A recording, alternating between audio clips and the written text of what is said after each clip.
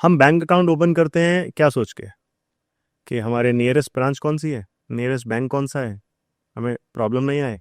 तो हम फैसिलिटी देखते हैं, तो हम सिक्योरिटी नहीं देख रहे कि मैं इसी बैंक में क्यों अकाउंट ओपन करूं, इसमें क्या सिक्योरिटी सिस्टम है।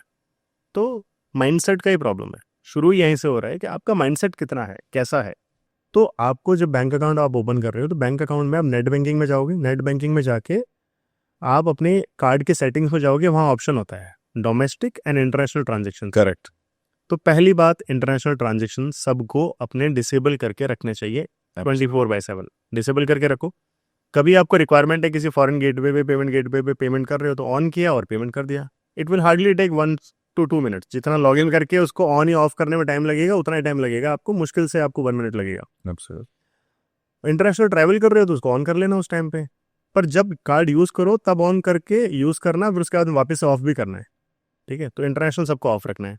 सेकंड पार्ट, डोमेस्टिक ट्रांजेक्शन्स के अंदर इंटरनेशनल तो ऑफ ही कर दिया, अब बचे सिर्फ इंडिया के ट्रांजेक्शन। इंडियन ट्रांजेक्शन्स के अंदर आप ऑनलाइन ट्रांजेक्शन की लिमिट सेट कर दो। करेक्ट। अगर आपके कार्ड में ऑनलाइन ट्रांजेक्शन लिमिट 5 लाख है तो उसे 5 लाख रखनी क्यों है? 5 लाख तो आप भी यूज नहीं करते, आप यूज कर रहे हो 10, 20, 15,000, जितना भी आप अपना डेली यूजेस, हर किसी का अपना अपना अलग अलग होता है। ठीक है, तो अगर किसी का यूजेस 10,000 से ऊपर नॉर्मली जाता नहीं है तो उसको 10,000 पे ब्लॉक कर दें।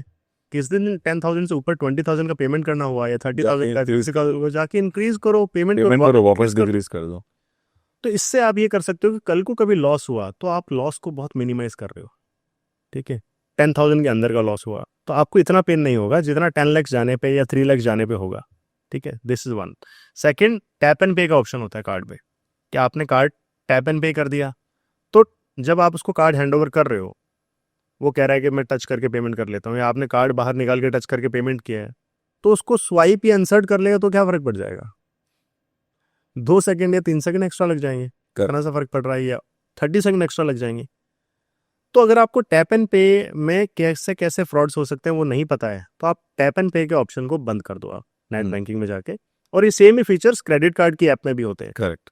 टैप एंड पे का ऑप्शन बंद कर दो, क्योंकि टैप एंड पे आपके वॉलेट में आप कार्ड यूज कर रहे हो, किसी ने टैप एंड पे वाला कोई मशीन यूज किया, RFID वाली मशीन यूज की, आपके वॉलेट पे पीछे पॉकेट पे टच किया तो पेमेंट हो सकता है डायरेक्टली। अगर आपके विदाउट OTP 3,000 या 10,000 या 20,000 की लिमिट है तो 20,000 डायरेक्टली कट जाएंगे बिना OTP के।